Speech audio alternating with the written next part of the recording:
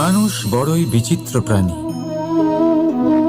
সব সময় লড়াই করতে থাকে, সব সময় চেষ্টা করে যাতে সেই শ্রেষ্ঠ হয়, চেষ্টা করে যাতে তার সামনে সবার মাথা নত হয়। তাই সবার আগে শক্তি অর্জন করার চেষ্টা করে।